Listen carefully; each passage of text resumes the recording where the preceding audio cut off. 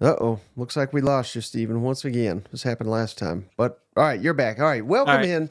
Latest episode, That SEC Podcast. No, that is not Cousin Shane. That is Steven Lassan, who goes by Athlon Steven. And, of course, he's senior editor over there at Athlon Sports. I'm your host, SEC Michael Bratton. Steven, I butchered this live intro. How you doing, my friend? Hey, Mike, I'm doing great. It's always good to talk to you. It is great to see spring practice in full effect around the SEC. I know it was a little bit of a tough weekend for the SEC in the basketball tournament, so it's good to turn the page to football and start thinking about spring practice. And hey, we got another portal window coming up. There's a lot happening in the world of college football right now. Right. And, we've been trying to do a deep dive, Stephen, the last couple days specifically, but we got spring football raging all across the SEC. Well, outside of Missouri, where they've already wrapped up spring for some reason. I still don't get why they go so early, Stephen.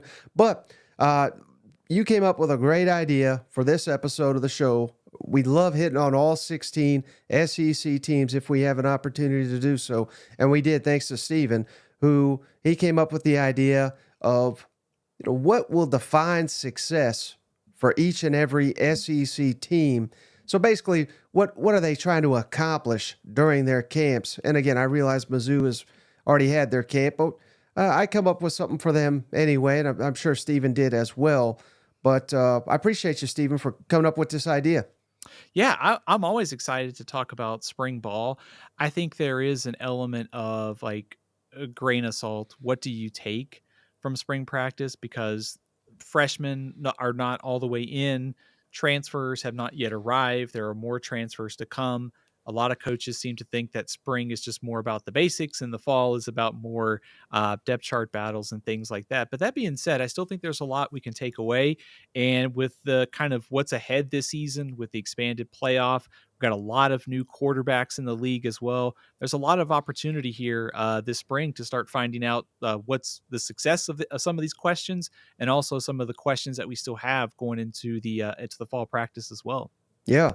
And before we get to that, Stephen, real quick, I almost forgot to mention this, but I try to give it update. Any kind of glimmer of anything we get, Stephen, about this EA Sports college football video game. I don't even know if you've seen this yet. I tweeted it out.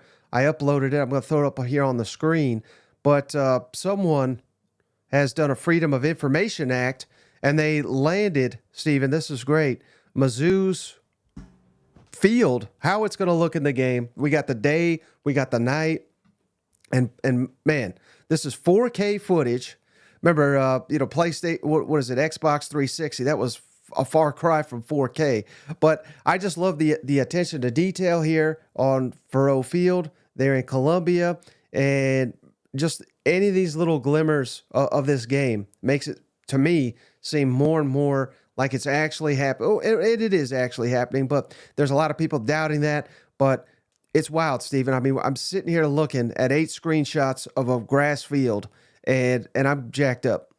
Speaking of grain of salt, any kind of like nuggets, grain of salt we could get on the EA Sports game? Yes. Man, I'm so ready for this game because it has been so long since the last version. And it's also like, it used to be one of those sort of like rites of like passage through the off season, because like it would come out like right about media days or maybe right around then. So you'd have the game in hand and it sort of passes up into media days. And then once you hit that, fall practice is here. But man, once that game comes out, I'm pretty much just booking time. Let's just play nonstop EA. Let's simulate the season. Let me recruit some guys. Let me get in the portal. So I'm pretty fired up. So please, all the tidbits, much like spring football catches out of context, please, I'm ready for all of them. Yeah. All right. So, Steve, before we get to the show topic too, I also wanted to give you credit. I mean, you're working overtime over here. We gotta give you some credit here, Steven. But you wrote a recent article over at Athlon Sports, breakout quarterbacks across the country, and I'm not going to go over each and every one because obviously we just focus on SEC here. But a number of candidates from the SEC that you have listed here, Steven, I believe 6. Jackson Arnold, Oklahoma, Nico at Tennessee, Garrett Nussmeier, LSU, Lenora Sellers, South Carolina. Uh-oh, Steven's jumping on the bandwagon over here after trashing the guy. Not really, but he kind of did. Connor Wigman, Texas A&M, and Brock Vandergrift, Kentucky. Those are the 6 SEC signal callers that Steven wrote about this week as breakout candidates in the SEC. And if I had to pin you down, Steven, to one, you can only pick one here that you think could potentially, break out the most. I don't even know if that's a word, but if there's one guy that you're like most confident in will break out, who will that be among those 6? If you ask me to rank them in order like 1 through 6, I think it's pretty easy. I think Nico would be my top breakout quarterback this year in college. I think in college football and also in the SEC. I think what's also interesting is when you put together the breakout quarterbacks and you see that there's like 6 here from the SEC, it just shows you how deep this conference is going to be at quarterback this year. This is already on top of guys like Carson Beck, Jalen Milroe, Jackson Dart, Quinn Ewers. I mean, easily the best conference for quarterbacks next year in college football, and also a lot of these breakout candidates that I think can be, top 20, top 15 type performances. So I like Nico at 1. But you go down that list, Connor Wigman, I think is going to have that breakout season. He's been on the cusp last season before the injury, and certainly like what Jackson Arnold did in the bowl game. We'll see what happens with Oklahoma and their offensive line development, because that's really going to be crucial for him to join Nico at the top of that breakout quarterback list. Mm-hmm. And then a quick follow-up here, Steven. I don't know how much thought you put into this, but with a lot of these breakout candidates, and we hope they're all stars this year, but who knows? There's uncertainty across the SEC with some star quarterbacks off to the NFL. And, you do these lists. We all do them, Steven, with like the best coaches, not only in the SEC, but the entire country. Those are becoming very difficult to do with all the turnover and Nick Saban now retired. But given uncertainty, I guess you call it, of quarterbacks and head coaches, at least tenured coaches in the SEC and tenured quarterbacks in the SEC, does that tend to lead you to believe that we could be jumping into a wildly unpredictable season, not just across college football, but specifically in the SEC? I think so. And let me take a step back before agreeing with you. I think Georgia is my team to beat, and I would be pretty surprised if Kirby Smart's team is not playing for the national championship in January. But let's kind of think about the variables in play this year in college football. The SEC is expanding. ACC, Big 12 also expanding. The Big 10 has 18 teams. We have a 12-team playoff. We have new matchups. We've had 3 of the 4 teams that made the playoff last year have new coaches. So the word for college football in 2024 is change. And so I think it's going to be a little bit unpredictable just based upon all the changes. New matchups, new players, new coaches. Everybody's getting kind of meshed in their scheme. So yes, I think wild, unpredictable, change, new. I think all of those words fit this year for what should be an interesting college football season. But I think I'd probably take Kirby Smart's team at the top. So a lot of new and change leading up to January, as Georgia is probably hoisting the national championship. Well, that's why I got the Georgia shirt on today, Steven, because I knew you were going to say that. But, all right, so let's jump into it, Steven. What will define success for each and every team in the SEC this spring? And as always, we'll go in alphabetical order. Unless anybody who wants to jump in the comments with the donation, we'll shoot your team to the top of the list. So here's your opportunity to give us some money here. We pander basically every show. If you can't afford it, you're still going to get your team. It may just take a while, but Mike, if I could get a hold of 16 of those that SEC podcast shirts, I'd be willing to wear whatever one anybody wants to do. So. Hey, there you go. Yeah, we ought to do that too. All right, so let's just go Alabama first, Steven. Alphabetical here. What did you have for Alabama? What do they need to have a successful spring debut under Kayla DeBoer? I think on the big picture level, I think it's going to be a successful spring if the staff and the defense and offense, all of the new, has meshed together, because this is a roster that can make a deep run at the college football playoff. Kalen DeBoer, Jalen Milroe, how does all of this mesh this spring with all the changes? If this all comes together quickly, Alabama's going to make a deep run. So I think it's critical that everybody leaves spring on the same page. If you're looking for something smaller, I think it's pretty kind of critical that the secondary, they've got two transfers that they feel really good about. Damani Jackson's a corner, Keon Sabb's a safety. Do they add to that at the end of spring? So big picture, does all the new mesh together? The small scale, does the secondary come together? Because that's really the biggest glaring issue right now for me.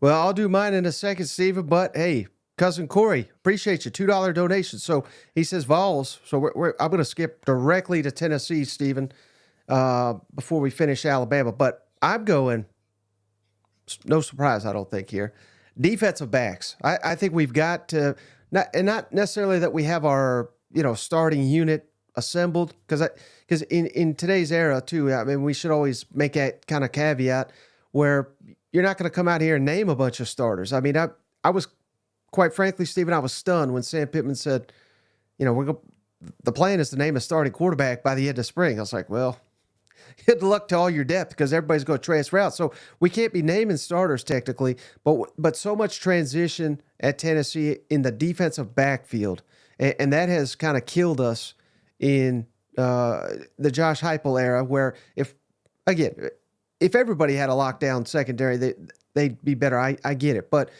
the secondary cost you a shot at potentially a national championship, college football playoff, and, against top competition, it has killed you. So we got a ton of transfers, Steven. Jermod McCoy from Oregon State, Jalen McMurray from Temple, Jacoby Thomas, MTSU, and 4 sophomores to really keep your eye on: Christian Conyer, Ricky Gibson, Jordan Matthews, John Slaughter, and some talented freshmen, Boo Carter, one of the highest rated safety prospects in the country, and Caleb Beasley, who unfortunately got injured. He's out for the rest of spring. But I kind of basically what I'm rambling trying to get at here, Steven, is you got all this talent. You got to figure out who can do what. Do we need to go back to the portal? I don't think that's the ticket, because we've added so many portal guys here, but meshing these together, because I think Tennessee could have a really good defensive front, which will aid the secondary tremendously. But we got some players. We just got to figure out who goes where, so to speak. That's my concern, or I guess if this is a successful spring for Tennessee, it's that the secondary is no longer the primary concern coming out of the offseason. They find some answers. They feel good about the starters. They feel good about the development of some of the younger guys in the secondary. On one hand, the pass defense wasn't very good last year. They lost, I think, 5-6 defensive backs that played a lot last year for Tennessee. So you could look at it as they weren't very good and they lost a lot of guys. That's bad. On the other side, are you replacing those guys maybe with some guys who maybe have a little bit more talent, maybe a little bit more upside? So it's not necessarily the worst thing when you struggle that much to stop the pass to kind of refresh this group and go with some transfers and go with some younger players. So I'm curious to see if by the end of spring, Tennessee feels good about this group. I wouldn't be surprised, I guess, if they look to the portal maybe to find another starter or two. But to me, this is Tennessee's biggest question. I don't have a ton of them on offense. It's all about the defensive improvement, especially the secondary. Yeah.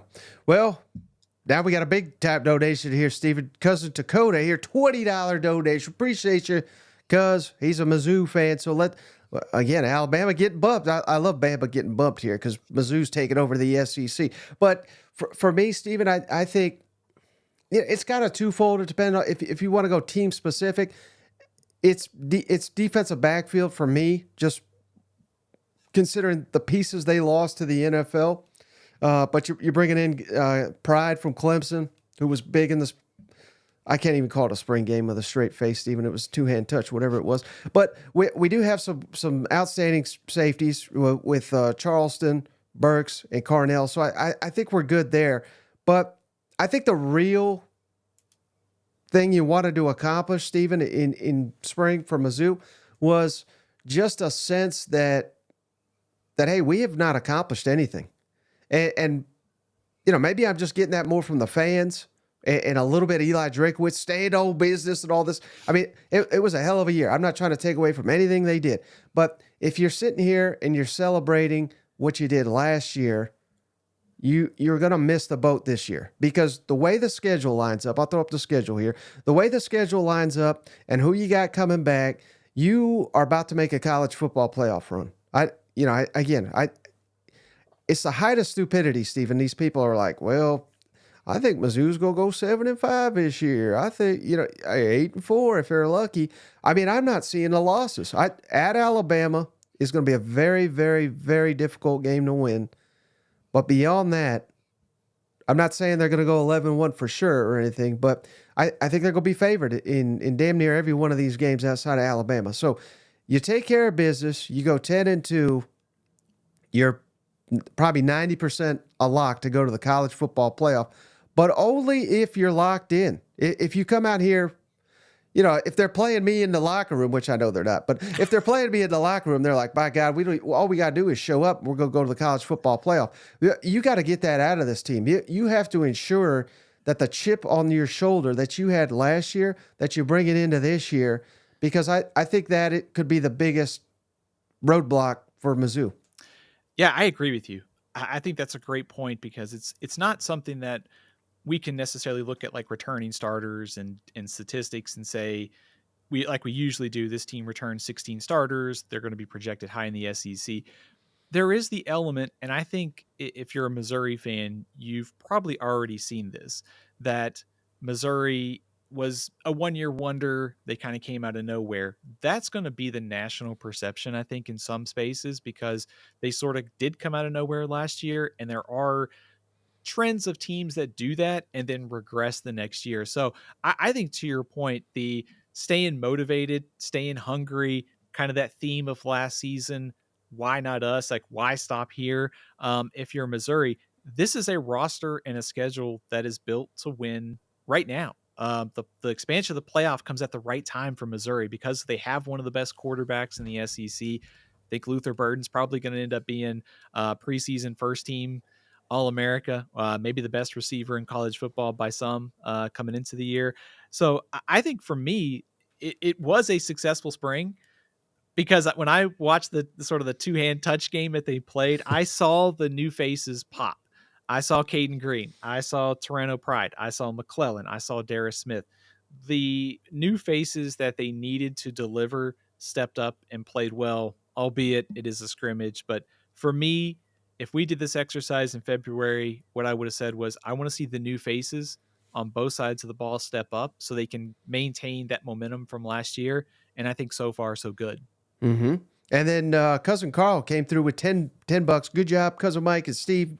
Go Big Orange. So appreciate you, Cousin Carl. So he's a big Tennessee fan. So I'm going to throw up our schedule real quick here, Stephen, and you tell me what is the biggest game you think on Tennessee's schedule? Because right now, to make the college football playoff, I realize, Georgia, we could just say, well, winning at Georgia, you're basically a lock to get there. Alabama at home, that may be the answer. But is it one of those games? Is it a different game to where maybe it's even NC State, who I hear is solid, but I don't know if that's going to be a true test. It is away from Neyland Stadium. But is there one game, Stephen, on Tennessee's schedule where you're basically looking at it like, if they could get over this hump, I think the path to them getting back to that 10, 11 win range is very realistic. I think it's that October. I guess I should say I hate to package two games together, but I'm going to. It's the Florida-Alabama stretch there. Because of the sense of the rivalry component to both of these, the fact that Tennessee got beat last year in the Swamp, the series obviously it's usually close. Florida's had its edge in this at times, and the Alabama one, I think, kind of being midpoint of the season, it's a series that Alabama has dominated. Tennessee won the last time in Knoxville.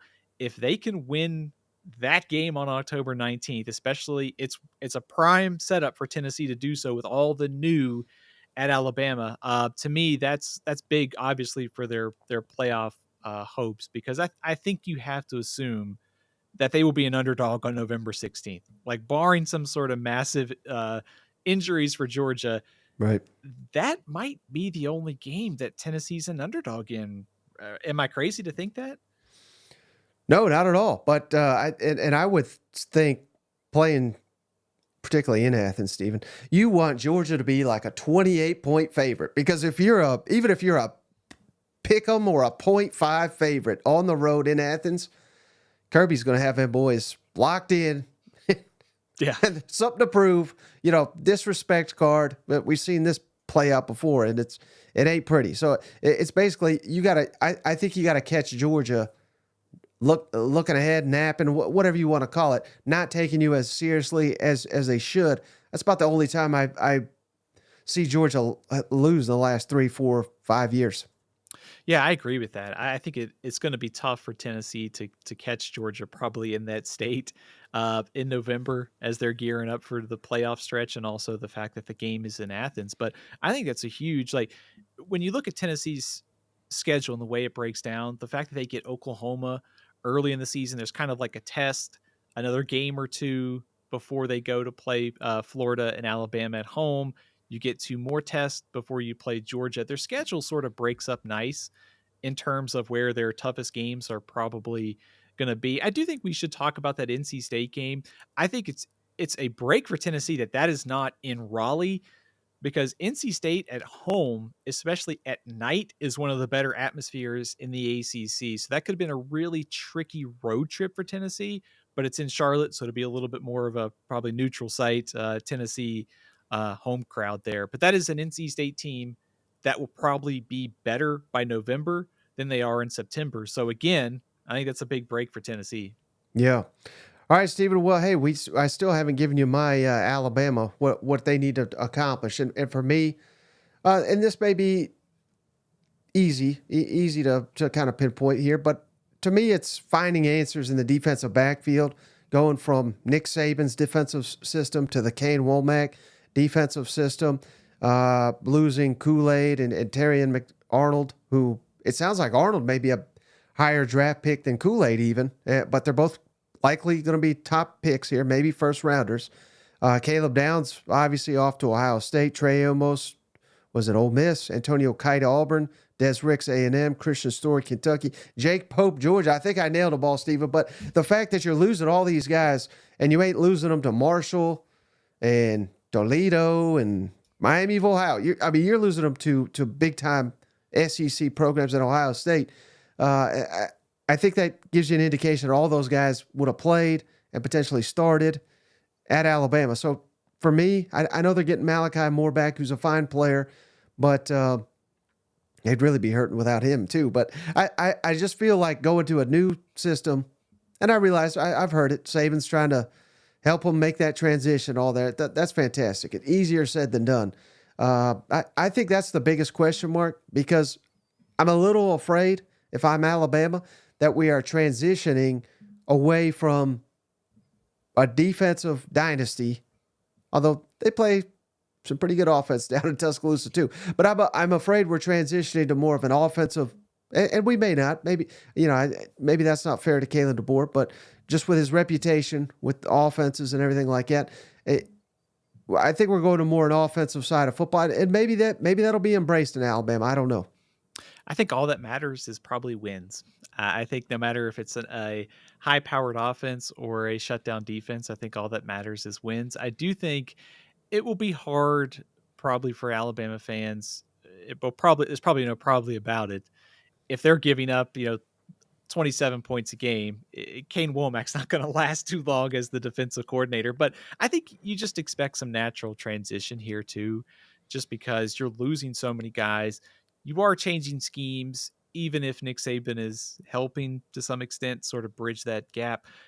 We talked about this last week with the transfers too, and I think depth is so important, because you are going to be playing so many good quarterbacks in this league. Carson Beck, Nico, Brady Cook, Garrett Nussmeier, Jackson Arnold, you're going to be playing a lot of good quarterbacks, and that defense is going to be under fire right away. You're also losing Dallas Turner and Chris Braswell, your two best guys to get to the quarterback too. So for me, there's a lot of questions about how this defense performs this year in what is very much a transition year, albeit they could probably add a guy or two in the transfer portal that helps a lot coming up here in a few weeks. Yep. All right, Steven. So we're back to alphabetical until someone donates again. But all right, let's go Arkansas. I'm curious to know what do the Razorbacks need to accomplish for you to call this a successful spring? I think we have to assume that Taylon Green is the starter here for Arkansas. I think that's been kind of clear through the first bit of spring practice here. So I think it's a successful spring if they find the right answers on the offensive line.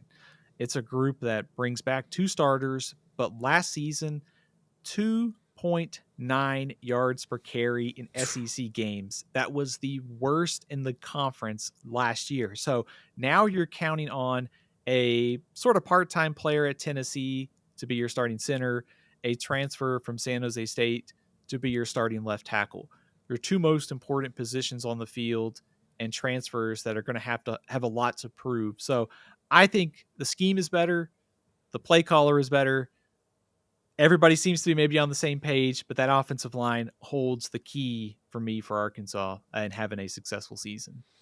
Right, and it pains me to say this, Stevie, because I've been the biggest KJ Jefferson fan in the world, but I think you can make the case, and we can't say it now. It's completely unfair to KJ and to Taylor Green, but I think it's fair to say if Green comes in and he fits what Petrino wants to do and he excels on that offense, you're getting an upgrade at quarterback.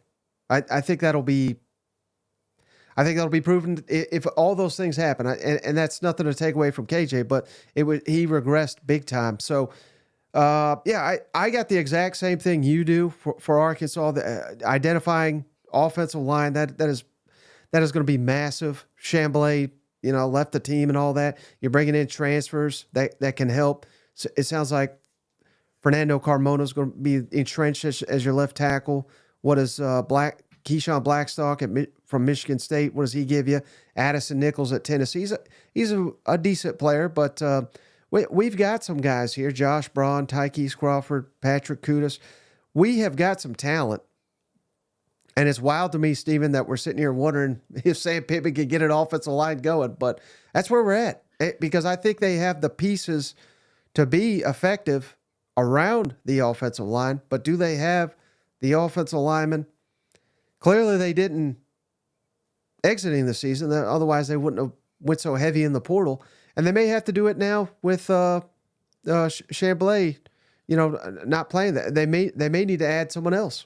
I think you have mentioned this a couple times now, but I think the fact that they may have a OC, head coach, offensive line coach who are probably on the same page as sort of scheme, and they didn't have last year's sort of disaster with Dan Enos and maybe everybody wasn't on the same page there. I think that will help a ton. It's really hard for me to comprehend that Sam Pittman hasn't, the offensive line was that bad last year, because if just in terms of offensive line coaches, he's one of the best in the country. And now Eric Mateos, who's got a good track record, and I think he's been solid at stops. That combination I think is going to help. It's really hard to bring in a couple guys in the portal, plug and play along the offensive line, and then elevate that group into one of the best in the SEC. But Green is mobile. Petrino's good at schematics there. I think if they can just get solid, adequate play, there's something there for Arkansas. Mm-hmm. Well, hey, how about this one from Cousin Will? Appreciate you. $10 for the love of Bear Bryant's ghost. Why does Kentucky always have such a crazy schedule? So appreciate you, Cousin Will. Let's throw up Kentucky's schedule here. And if you're just listening later, we got 4 games right out the gate at home. Southern Miss, South Carolina, Georgia, Ohio. Those are your debut here. Real chance to pick up some momentum there. At Ole Miss, Vandy at home, which unfortunately did beat you a couple of years back, at Florida, which you would now own. Let's call it what that is. Auburn at home, tricky game. At Tennessee, Murray State at home, at Texas, and Louisville at home.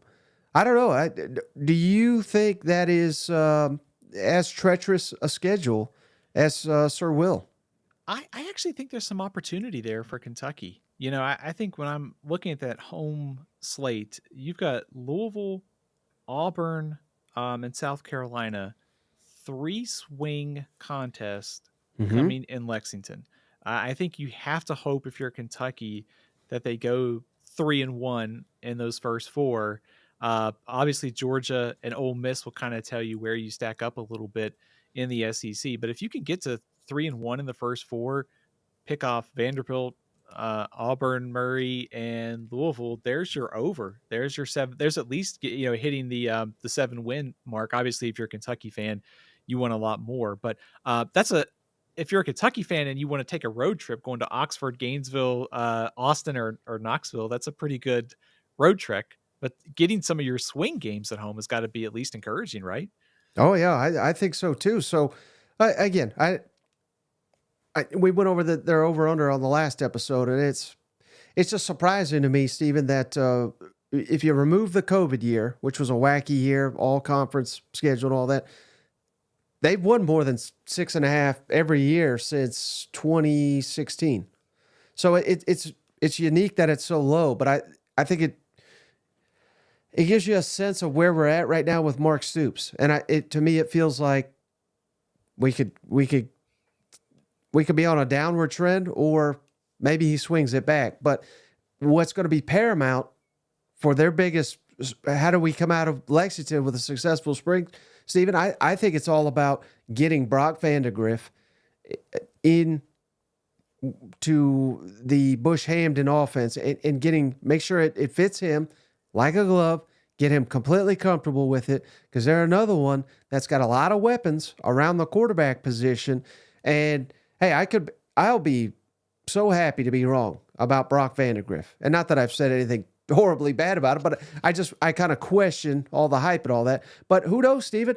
Who knows? He was a 5-star. He was at Georgia. They didn't run him off at Georgia. He left because Carson Beck's coming back, and there's only, you obviously can only play one quarterback. So if Brock Vandagriff is the next, I don't know, Joe Burrow, which that's unfair to him even to throw that out there. But if he's the next big transfer quarterback out of the SEC, let's just say, Stephen, let's say he throws for 3,000 yards and 30 touchdowns, which would, that'd be a tremendous debut. All of a sudden, we're sitting here saying Kentucky 6.5 wins. If we knew we were getting that from Brock Vandagriff, I think it's a lot more realistic to say 8-4, 9-3, maybe even 10-2. I think the preseason skepticism on Kentucky really is at the quarterback position, because Vandagriff, although a lot of potential, is still very much an unknown. 21 career pass attempts at Georgia. So I think this is a case of, it's not him being a bad quarterback. It's just that there's no other place to play right now at Georgia, because Carson Beck might be the best quarterback returning in college football. You mentioned Burrow. I think if Vandagriff is just Will Levis, I think Kentucky. I actually kind of like Kentucky the over there when you threw up the schedule just right off the bat, because they've been dominating Louisville in recent years too. So it's almost like even though it's a swing game against a potential top 25 opponent, I like the location for that one. So I think for me this spring, I feel good about Kentucky's receivers. They have some options at running back. They've got some guys coming back on the offensive line. It's all about Brock Vandagriff. Like, do you leave spring knowing that he's the guy, the hype is legit, he and Bush Hamden are on the same page, and we can build on that in the fall? Mm-hmm. All right. How about cousin Jared? Appreciate you, Jared. $10 donation. He's a big LSU guy. So let's do LSU next, Stephen. And I think it kind of goes without saying. And I hate to be so obvious here, so I brought some statistics because I don't want to just hamper home. But we all know we have got to take strides in Blake Baker's defense, because we were just pathetic last year. And here's what I dug up, Stephen, that I think illustrates that point, as if we didn't already know. 91st in the country, LSU was last year in rushing yards allowed per attempt. Over 4.5 yards per rush attempt. They surrendered. And this is mighty LSU, Stephen, where we've won 3 national championships in the last, 20 some odd years. And a lot of that has been built on defense. I mean, outside of the Joe Burrow year, I mean, for years and years, Stephen, it was like LSU can't find a quarterback. It was pathetic, how they were rotating guys in and out of there. Now they're quarterback you all of a sudden. But defense also, Stephen, 122nd in the country in allowing explosive plays 10 yards or more. 114th in the country in allowing 20-yard plays or more. 111th in 30-yard plays allowed or more. And 103rd in 40-yard plays or more allowed at mighty LSU, DBU. Now it's DBU. We got to get some answers. Blake Baker, his reputation, he's going to come after you. He's going to bring blitzes all over the house, which should benefit a secondary that is still finding its footing there. But it's all about defense for me. It is for me too. Those numbers that you mentioned are pretty shocking. And I hope this isn't a hot take, but it really does feel like they squandered a lot of good talent. Makai Wingo, Mason Smith, the usage of Harold Perkins. They've brought in some guys that transferred in the secondary that were pretty highly touted. They didn't either develop or they didn't do a good job of coaching them. It's pretty shocking to me to see how bad LSU's defense was. I think probably the good news is that's probably rock bottom. I don't think it could get any worse this year, even with some of the questions that they have this season. So for me, this spring, it's all about defensive progression and improvement. If it's tough to judge the spring game and how good the defense could be, but I think that's sort of, there's kind of an angle of, hey, does Brian Kelly and this staff, are they saying the right things? Are they finding the right answers? We know they're probably going to look into the portal to find some defensive line help. They signed somebody yesterday, or got a commitment from a Wisconsin defensive lineman transferring in. So I think if you just feel better about the overall two deep, the progression of the defense, and generating some improvement in what should be a much better staff, I think you'll be feeling a lot better if you're LSU. Mm-hmm. All right, how about this one from cousin Wesley, Stephen? $5. Show Vandy some love. Go Vols. He's a Tennessee fan, but he doesn't want all the love in state to go to Tennessee, I guess. So how about Vanderbilt, Stephen? What do you got cooked up for the Commodores? This was hard because I feel like you could go a lot of different directions. Yeah. So I kind of settled on, is there just general progress on one side of the ball? Because I think if you're Vanderbilt, you need to find something that you can hang your hat on. And I always thought when Clark Lee was hired that their offense might not be very good, but you could bet that their defense might be hard to figure out week to week. And at least it would give them a chance to stay in games. It hasn't been that way. I mean, they've been at the bottom of the SEC in points allowed for 3 consecutive years. I think offensively, I like the direction. Like, they finally have an offensive coordinator. I think that's going to Tim Beck.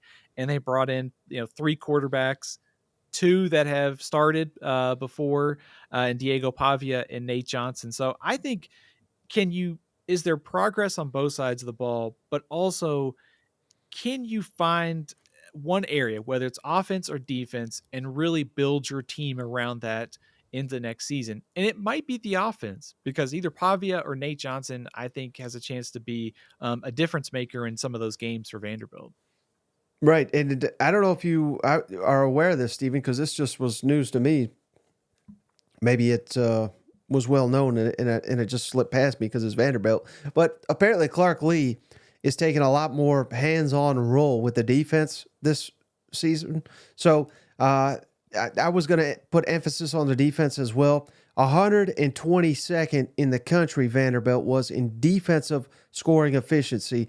And again, you're right. I mean, I didn't think they were going to come in here and be the Georgia Bulldogs on defense, but we can't be this awful with Clark Lee as our head coach, because what in the world are we doing?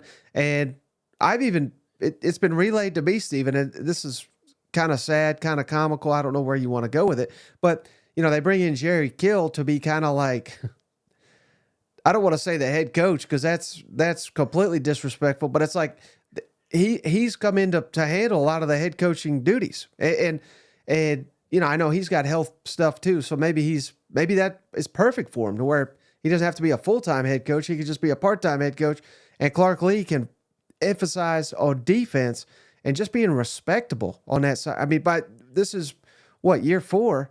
We should be a top 50 defense at Vanderbilt in year 4 under Clark Lee, but we are one of the worst in all Power 5.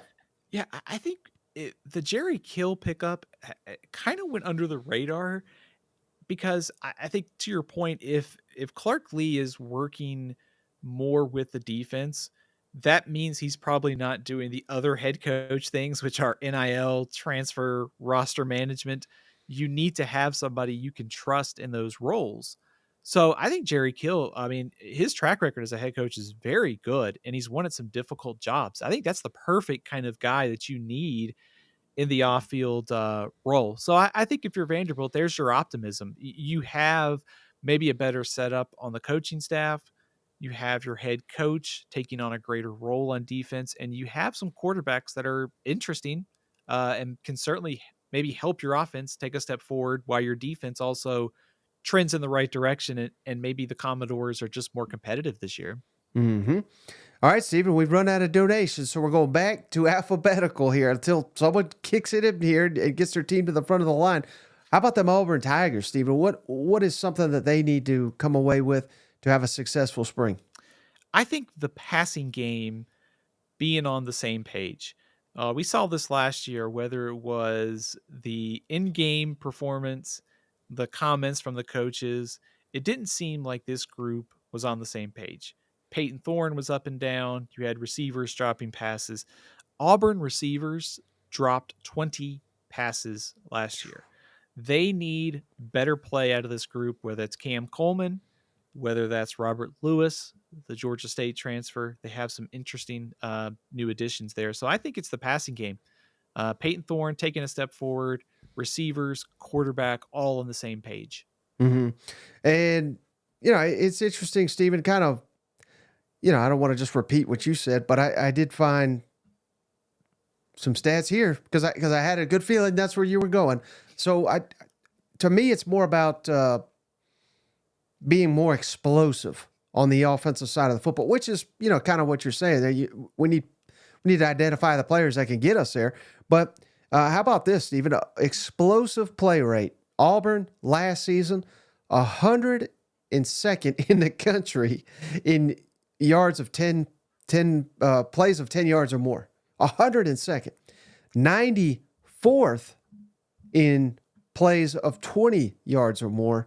And then they were in the 40s in 30, 40, and 50-yard plays. So basically, just awful. And when you're competing in the SEC, particularly when you don't have the talent of Alabama and Georgia, and I know Hugh Freeze is killing himself to get there, but you can only bring in so many guys, and he's doing it the high school, the old school way, so it's going to take even longer time if you just completely ignore the portal. But the point, Stephen, how has Josh Heupel at Tennessee, Lane Kiffin at Ole Miss, and some of these others like Oklahoma last year, you close that gap by being explosive. And I think that is a must for Auburn because even if their roster is in a better place today than it was a year ago, it's still not going to be elite, not for a while. So we've got to get more explosive, particularly on the offensive side of the ball. Forcing turnovers and all that is great on defense, but I don't know that you can rely on that because a lot of that is luck. Explosive plays on offense to me is not luck. That is scheme and putting your players in the best position to make a big time play. Absolutely. I think one of the reasons that, I look at plays of 30 yards, 40 yards at the end of the season is it's really hard to consistently put together 10, 11, 12 play drives every game. Like, you need a couple big plays, whether that's schematically. It also goes back to the quarterback and receivers being on the same page this year. So I think when you just look at the production, Auburn, to your point, they had 31 pass plays of 20 plus yards last year. That was near as at the bottom of the SEC. Arkansas and Mississippi State were only worse. Even Vanderbilt had 47, so they were significantly ahead of Auburn in that category. So that is clearly one area where they could just be sort of league average, and it would make a big difference on the scoreboard. Anytime when you say, well, even Vanderbilt was better, that's when you know you were Yeah. not good at something. You know what? Right, absolutely. And to be that big of a gap too. I mean, it's not like one or two pass plays. We're talking about 16. So Yep. Hey, cousin Carl, I appreciate you. Another $10, but he's wanting us to talk Florida, which I hope they can't subtract their money because that's right where we were going next, Steven. So, Florida Gators, what do they need to have a successful spring under Billy Napier? 33.6, 7.4 yards per play, 475 yards per game. Those are just in SEC play, the numbers for Florida's defense. Pretty simple where I'm going with this one is, does Florida leave spring feeling better on defense? They have this unique setup of Austin Armstrong and Ron Roberts as sort of defensive coordinator, head coach. They've brought in some guys from the portal that I think will help. Slackman, the transfer from Penn, is probably the one with the most high-level impact. How does the freshman class perform right away? So for me, it's all about the defense. And we should also note that last year they only had one player who had more than 3 sacks in over the course of the season, and he plays at Ole Miss now. So they've got to get to the quarterback, and they've got to find some difference makers this spring. Right, and I don't know if you saw this, Steven. I'm sure you did, but that player, Princely, he's even saying, well, now I'm getting developed. Now I'm getting actually coached after 4 years at Florida. I mean, it doesn't get much worse for that. But, yeah, I think the obvious one here is getting the defense on the same page. That's kind of that's kind of the narrative I'm going with Ron Roberts, the hire. I think that was a solid hire. Agreed. We've talked a lot about it. He was at Auburn last year. He's been at Baylor. He was with Billy Napier at Louisiana. So he's familiar with Napier. They should get along, which is critical because Ron Roberts, he has problems getting along with people, apparently. Hugh Freeze, Dave Aranda, but that's another story. But the fact that we got a qualified defensive coach, I think that could be huge for the Gators. 105th in the country last year in defensive scoring efficiency. That ain't going to cut it. 111th in rushing yards allowed per attempt. I mean, that's just awful. And a lot of the same things I said about LSU, Stephen, I got these too. 123rd in the country, Florida was, in allowing plays of 30 yards or more. That's just dreadful. But they were even worse in 40-yard plays, 132nd in the country in allowing 40 or more yard plays. And then 118th in the country in 50-yard or more yard plays given up. So we got to curtail. We don't got to be steel curtain over here, Stephen. We just got to. We can't be getting killed, and it's the season for the Florida Gators. I know they beat Tennessee, great. I mean, I've had to hear about that for a year. That's fantastic. But to me, Stephen, the season was basically Utah coming out with a former walk-on quarterback, goes right over the top.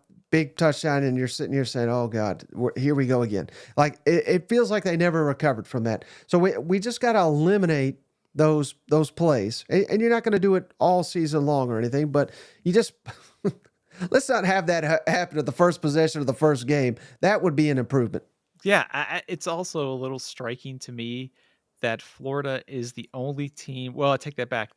Arkansas also gave up one play of 80 yards. Florida allowed 2 plays of 80 plus yards and 5 of 70 plus. I mean, to your point, if you're just doing the small things, if you're, we talked about how important explosive plays are offensively.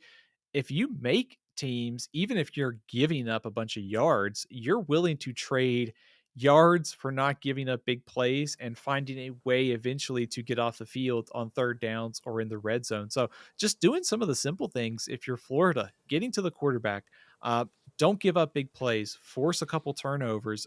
Those things could go a long way to just some modest improvement this year for a defense that's still got a ton of questions as we go into spring. And I got the schedule pulled up for the Gators, Steven. This is a talking point all off season. Everybody's talking about the schedule for a good reason. I mean, it's brutal.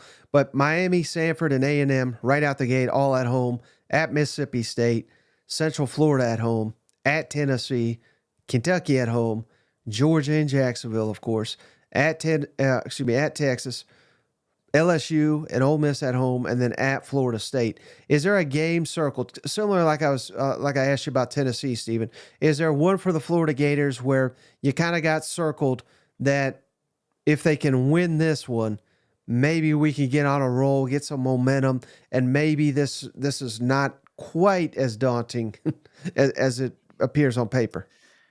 You might think I'm crazy, but I think it's actually the season opener against Miami. I think if Florida comes into this year with expectations that most people are probably going to pick them 5-7, probably in the second half of the SEC somewhere. If they beat Miami, Miami's going to be a trendy top 25, top 30 type team. They'll beat Sanford the next week. You get A&M coming in the next week. If you can pick off those two swing games in August, on August 31st and September 14th, there's an opportunity there for Florida to be 5-0, I think, before you go play Tennessee. So I think the opener, there's a chance to build some confidence there for Florida if they can beat Miami. I just got to give a quick shout out here, Stephen, to cousin Rick, who he's a big Aggie.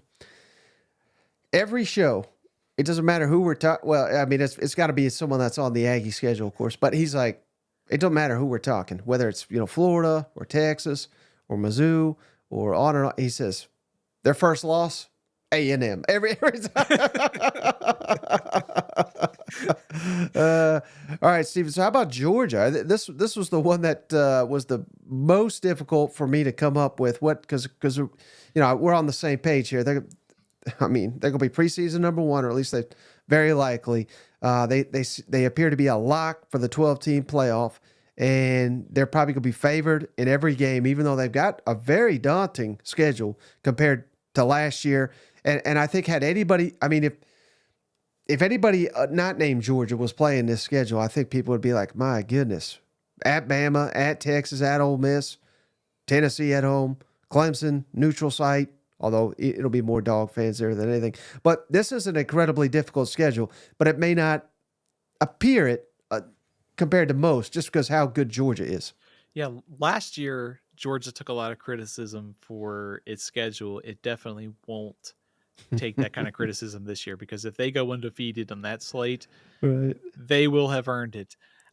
This is going to sound a little weird, so I'm going to go with it for my successful spring. I think it's a successful spring if they don't have any major injuries. Oh, that's exactly what I got written down. I thought it was going to be so crazy. I was almost not even going to mention it, but it's a team that is built to win it all this year, and there's not a ton of glaring weaknesses. If you wanted to be a little kind of picky about Georgia, last year they did regress against the run. They gave up 114 yards a game in the SEC against the run compared to 78 the year before, and they're losing some guys in the secondary. So they have some transition on defense, but to me, this starting 22 is ready to win it all. So don't lose anybody to some sort of long-term injury or something that could hinder somebody early in the season. Yeah, and then another thing that we could kind of mention, Stephen, and this is kind of coach speak, and it's always kind of overblown, but leadership. Where's the leadership? And the fact that, well, and there's two ways you could slice this. You bring in Trevor Etienne, and Kirby is like blown away of this guy's a leader. He's already developed this and that, and he's emerging on our team. And then he goes out and gets arrested. You know what I mean? Like, if that's your leader, and again, I don't like to be heavily criticized of these players because I did a lot of dumb stuff when I was in college, and I didn't have the money coming at me or the pressure and all this. So again, I think he could be completely fine. But again, when you go on this epic run that Georgia's been on, yes, it's talent. Yes, it's coaching. Yes, it's the fans and the environment. But it's these things that don't get talked about, like the leadership that you lose. And I don't think you just snap your fingers and it's there next year. And I think maybe some of that was evident last year, and it may have caught up to him in the SEC championship. But again, maybe not. But I'm always looking for like something that could derail them, because there's just such an overwhelming favorite, in my opinion. Think if you think about how many like high level, I think, leaders Georgia lost off of those two teams on defense. I mean, I guess we probably should have seen that as maybe a greater question. It is a little hard, I think, for us sometimes to judge like leadership from the outside and how it may impact a team.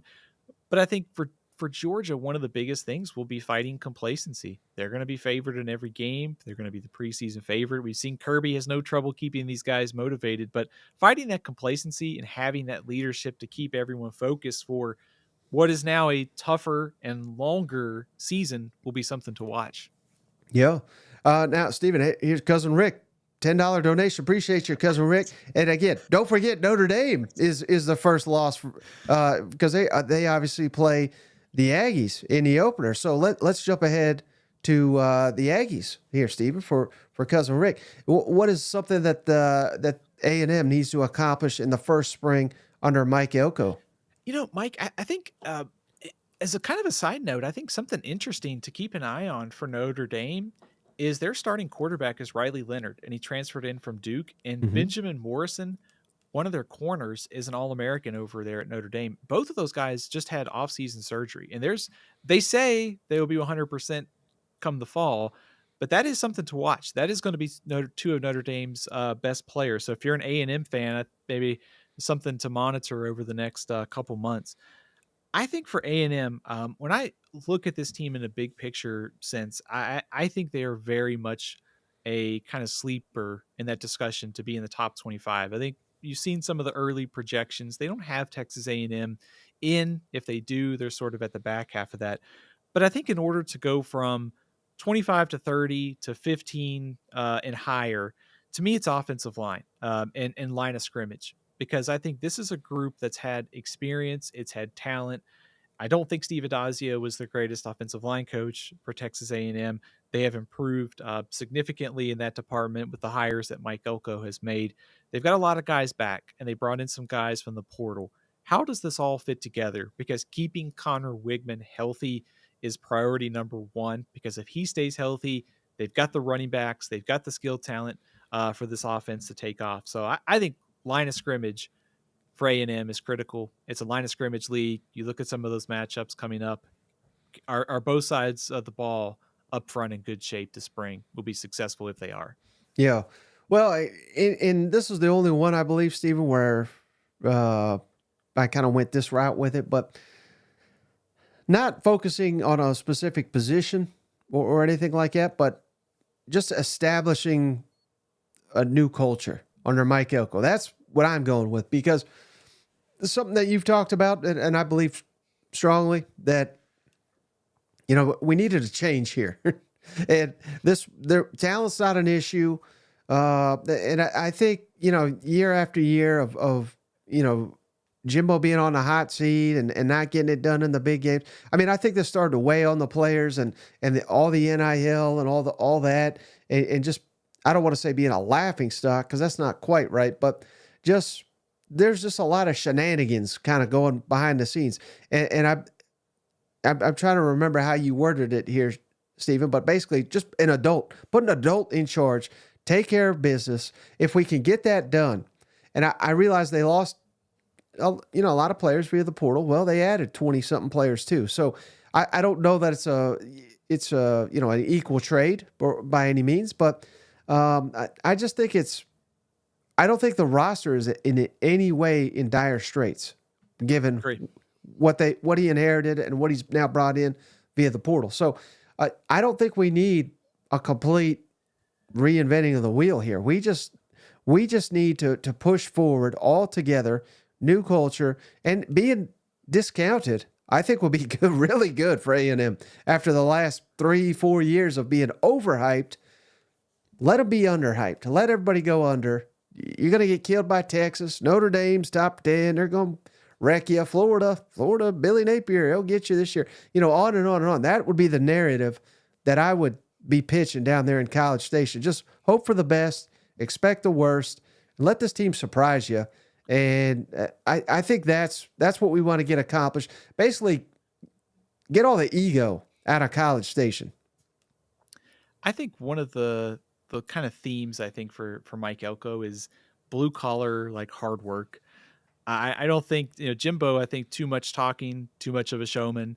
I don't think that'll be the case with Mike Elko. I mean, he's already talked about, basically this spring, like, we're not going to talk about the work. We're just going to do it. We're going to work all these players into the depth chart. We may not have a starting 22 by the end of spring because we're going to be working so many guys in and out of the lineup. So I think a complete culture change plus lowered expectations with a roster that's still in pretty good shape, I think it's a good sign for A&M. I know I got in some trouble before by suggesting A&M could be a playoff contender if they win their high profile You're games. starting to hype already, Steve. Notice I mentioned they had to go 10-2 and by also winning those games. So, all right, how about Ole Miss? The Ole Miss fans, Steven, they're hyped up for this year, as they should be. College football playoff contender, and I even think a national championship contender. What do the Rebels need to accomplish this spring? I don't think it'll come as a surprise. I think it's pretty much if it's a successful spring if the defense is actually better. And I think the comments by Princely are probably pretty encouraging if you're an Ole Miss fan that the defense is on the right track. Pete Golding's second year would give me a lot of optimism. Plus all of the portal additions, including Walter Nolan. I think probably maybe one of the biggest, if not the biggest transfer in college football this season. So I think the defense is on the right track to begin with, but now you add more seasoning in the scheme, plus a more talented two deep. And to me, if Ole Miss leaves spring feeling better about this group, that will be a success. Right.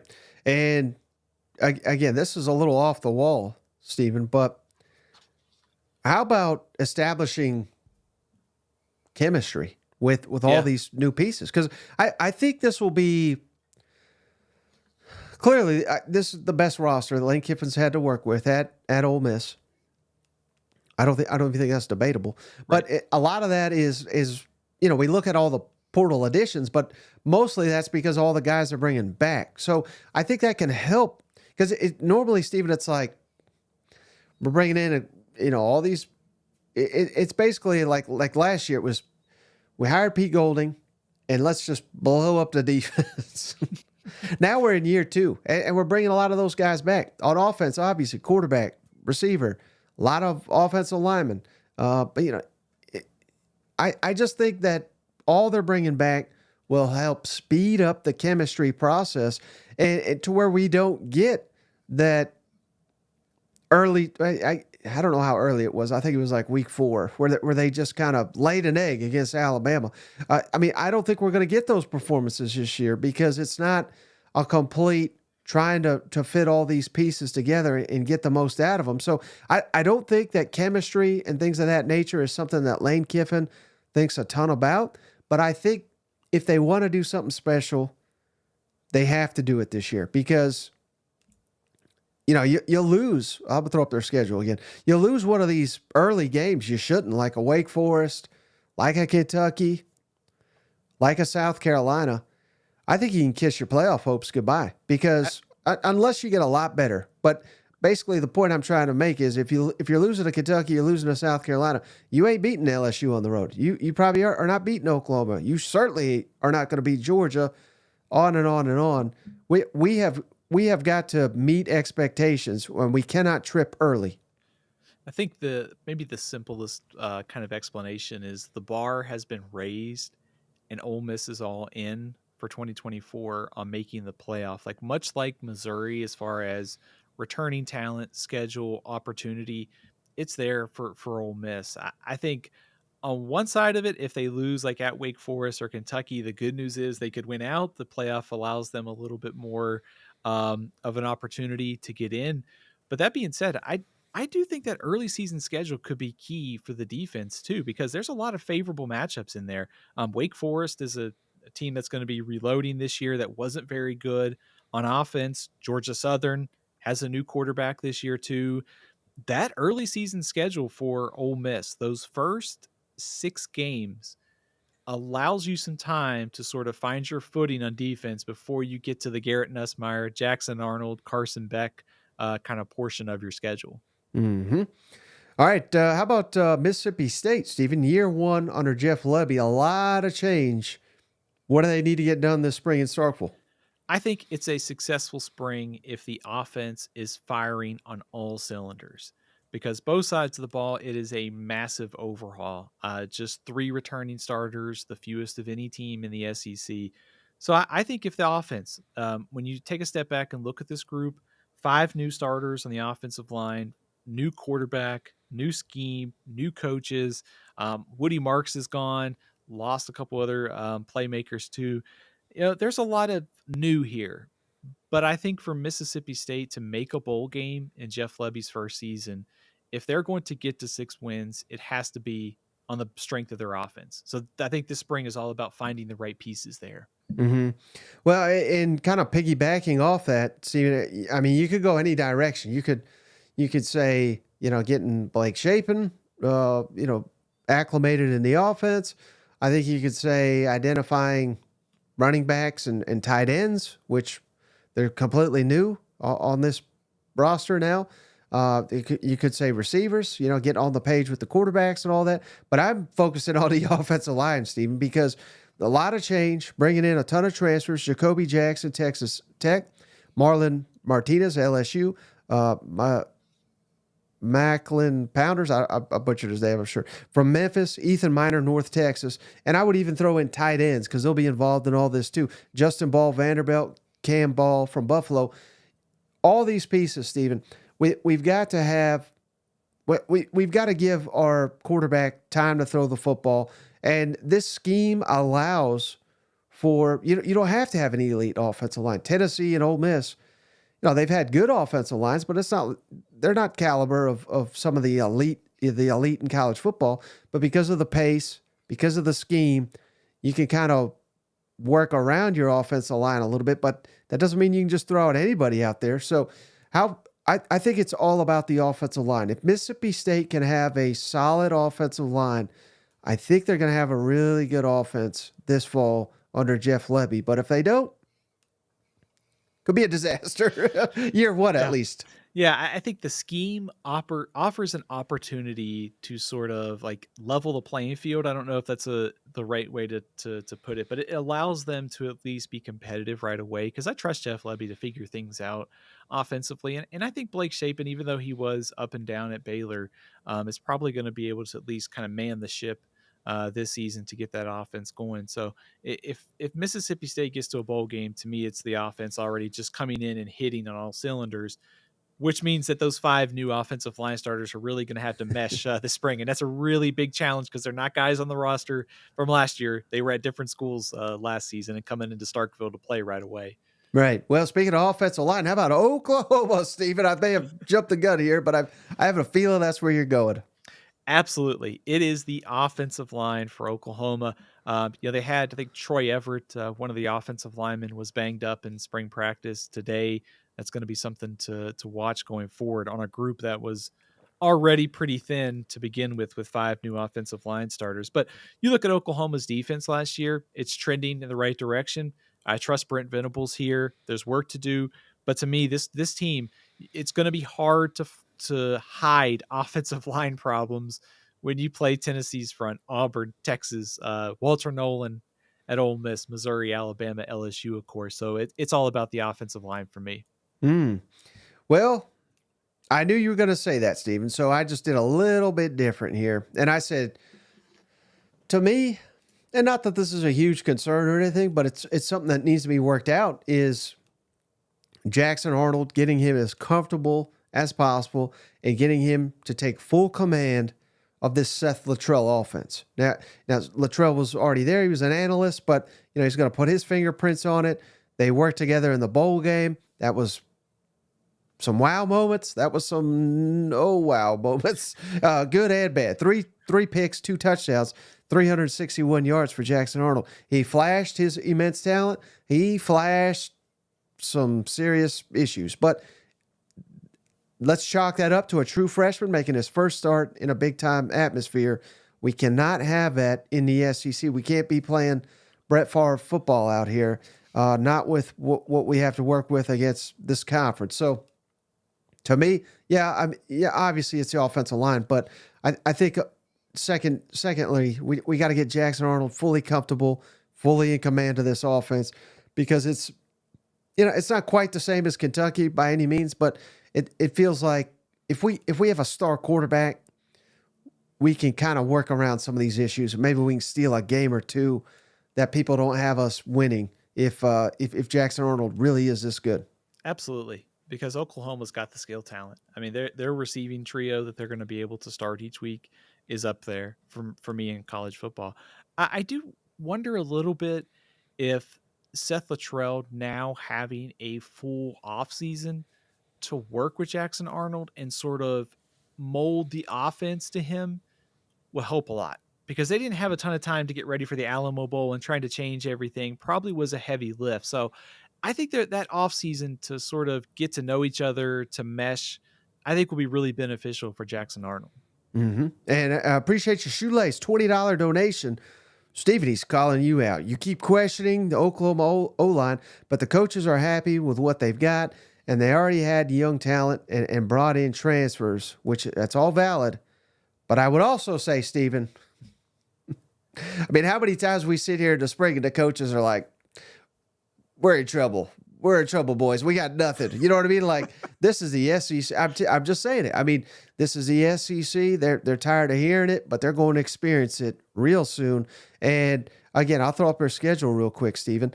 Again, they open SEC play, Tennessee, and there's some discussion. I'm not quite buying this, Steven, but there's discussion that Tennessee could have the best defensive line in the country. That was someone relayed to us earlier. They certainly will have James Pierce, who many have pegged as a top overall prospect in the NFL draft. If you got offensive line problems, it's going to get exposed right there. And we're just completely overlooking Tulane, which has one of the best G5 coaches. They've been one of the best G5 programs the last couple of years. So that's a tricky game. I'm trying to look for others. I mean, South Carolina just signed a 5-star defensive lineman themselves. Ole Miss just is littered with defensive line talent now.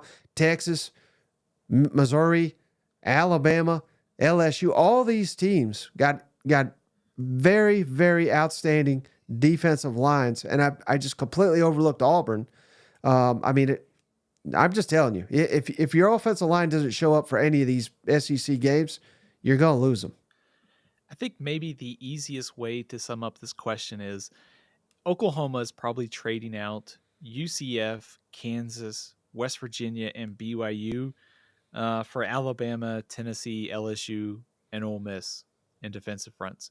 They're playing a significantly higher level of talent and probably defensive line kind of performance there.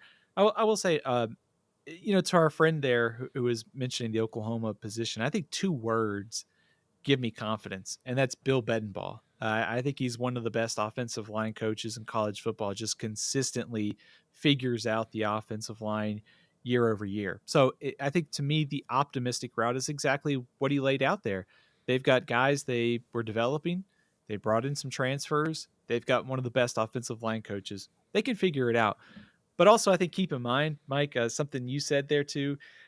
I can't tell you how many times when I've gotten in team stories for Athlon Sports that said this JUCO transfer is unblockable in spring practice, and he gets like 3 tackles in the season. So that's why I always say take everything in the spring with a grain of salt.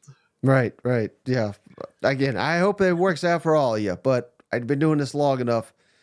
You want the coach fired by week 4. You're about half of us. You know what I mean? And that's myself included. All right. How about South Carolina, Steve? What is something that they have got to answer exiting spring? Is Lenore Sellers the real deal, and what is his development like? I think it's fair to say there's a quarterback competition with Robbie Ashford. I think we all know that Lenore Sellers is going to be the guy. Obviously, the optimism, the potential, it pops when you watch him in that limited time last season. But with all the new, um, faces on the offensive line, the receivers, this group is in transition. I'll be curious to see how this group looks and how Sellers develops as well. And I went a little bit different because I figured you were going to go that way, Stephen. I think, and this is not always something that you want, but I think, when you're practicing against yourself, you can kind of get away with it and it not be a be all end all. I think I would like to know exiting spring in Columbia that the defense dominated. And I say that because of the uncertainty at quarterback, because we're adding a transfer of Rocket Sanders, who I believe he's still kind of limited. So, and they're probably not even going to mess with him. You know what I mean? Because of that injury, we return 74% of our defensive production at South Carolina. That's number 2 in the SEC. That's 18th in the country. And we have been questionable, to say the least, on defense for South Carolina. So uncertainty at quarterback. Offensive line been up and down. Running back, not even really participating. And then we've got weapons kind of at receiver. I mean, some nice pieces, but we're losing Leggett. We lost Juice Wells. I would like to know that the defense dominated. And that doesn't mean that the offense is awful and that our defense is going to be, Georgia 2.0. But I think they need to assert themselves. They need to get that confidence, because if they're struggling against what South Carolina's putting on the field right now on offense, I think the defense is completely awful, and set the tone for summer. Let the defense, or not let them, but the defense got to assert itself this spring, and maybe that'll push the offense to be better too. So, what would be your thoughts on that? Yeah, I was going to ask you, how encouraged would you be if you're South Carolina that it did seem like mixing in more like 3-3-5 looks later in the season really helped with this defense? Like maybe they found something that they can build around this season. Would you buy that? I think so, because a lot of people, I thought, expected Clayton White to be given his pink slip, so to speak. But, obviously Beamer knows better than anybody, so he retained him. I think he saw some of that as well. That's something they could build on coming into 2024, and having that continuity on both coordinators. I think that could really help South Carolina, particularly in this conference where seems like the entire league has got at least one new coordinator.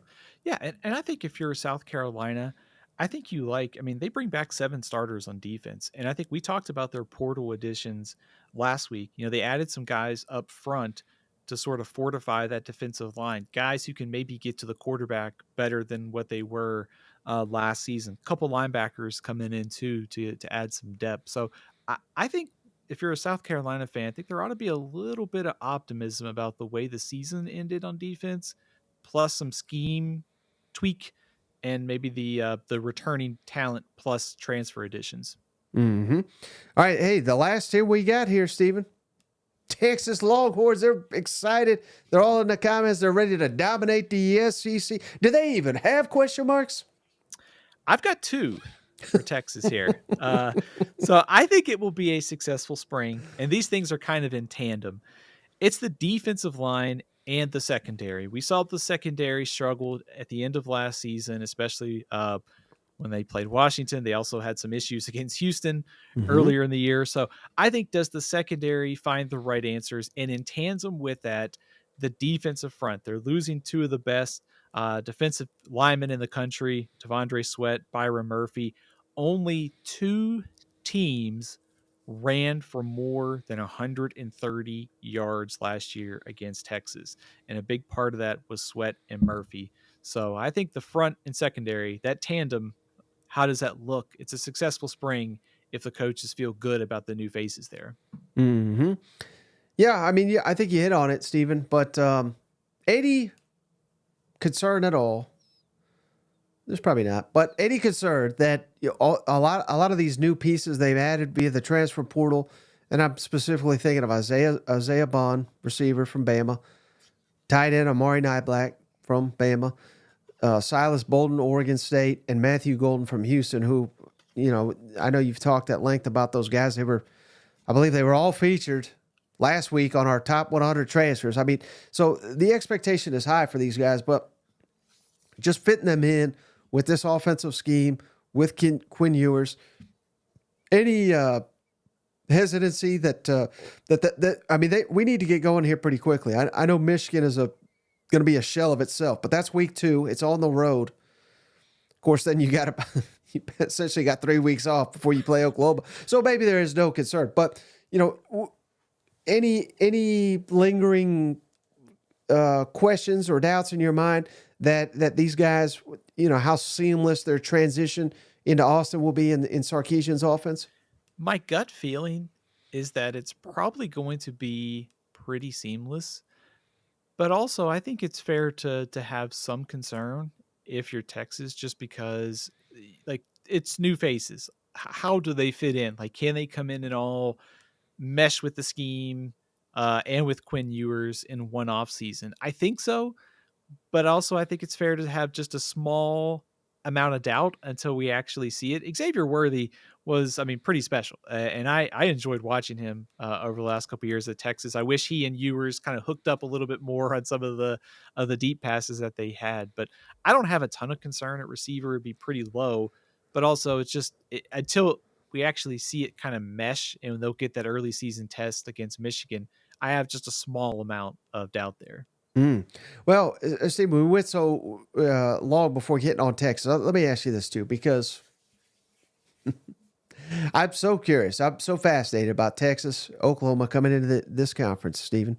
And I've seen it in the comments, SEC bias, we're going to dominate, you jokers, blah, blah, blah. But what will it take for the Texas haters to sit here and be like, I told you so? I mean, would it be 8-4? Would it be 9-3? Or also maybe the flip side as well? What will it take for Texas fans to be like, we told you we're going to dominate this league? Because the win total's 10.5. So if they go 10-2, which that's a remarkable record in this conference, you're hitting the under. I mean, is 10-2, is that proven they belong? I mean, where do you stand on that? I think most people are probably going to pick Texas probably second or third in the SEC this preseason. Not me, but most, yes. Okay. Most. I would probably put Texas probably like second or third right now. So I think if they finish outside of that, like even if it's fifth, I think they'll pile on. Early in the season against Michigan, if a rebuilt Michigan team beats Texas, that's not going to go over well for anyone picking against Texas this year. I think probably the short answer is, if you don't think Texas lives up to the hype this year, the records you're probably looking at is probably like an 8-4, 9-3. You're looking at like, yeah, I told you so. Going into the SEC, playing Oklahoma, who you lost to last year, Georgia, at Texas A&M. And then maybe, you get a late season loss against Arkansas, where Arkansas is super motivated to play, much like they were a couple years ago. That would be the path to a massive underachievement if you're Texas. Yeah, well, I just see it coming from a mile away, Stephen. Again, I hope for their sake I'm dead wrong. I'm wrong about 50% of the time. So I don't even know what I'm talking about. But I just think it's going to be an awakening for them Longhorns. But I don't know. We'll see. We got months and months and months to talk about it, Stephen. I do appreciate all your time here. You got anything before we hop off the line? Yeah, I wanted to mention, we talked a little bit earlier about injuries, like just some that, have popped up, like Jalen Hale at Alabama being injured in spring practice. We've got Logan Diggs at LSU kind of in a state of uncertainty this year. I think just kind of file those away over the next couple weeks, because we're going to learn a lot about the portal. We've already started to see some guys hit the portal for that spring window. And I think we'll go through practice here a couple weeks. There may be a couple more injuries. I think it'll be interesting to see, does that impact maybe where teams go as far as potential additions? Yeah, because the portal's coming right back before you know it. Yeah. Thankfully, well, I don't know if it's good or not, but they made the rule to where you can't transfer from one SEC school to another. Texas and Oklahoma are included in that now. So we won't be stealing each other's players. We'll just be stealing from the Big 10, the Big 12, the ACC, and all the rest, and the Ivies. For some reason, they're obsessed with players from the Ivy League. But, yeah, that's coming up within a couple of weeks. So can't wait for that. But as always, Steven, I appreciate your time. I appreciate you. Oh, and before you go, of course, can you tell the audience who may not know already, where can they follow you and where can they find your work? Absolutely. You can read all my work at athlonsports.com. I'm on Twitter at athlonsteven, Steven L. CFB on Facebook and Instagram, all CFB 365 on the YouTube. All right, Steven. Again, I appreciate you. I appreciate each and every one of you for hanging out, especially those on the live show. We'll catch you on the next one.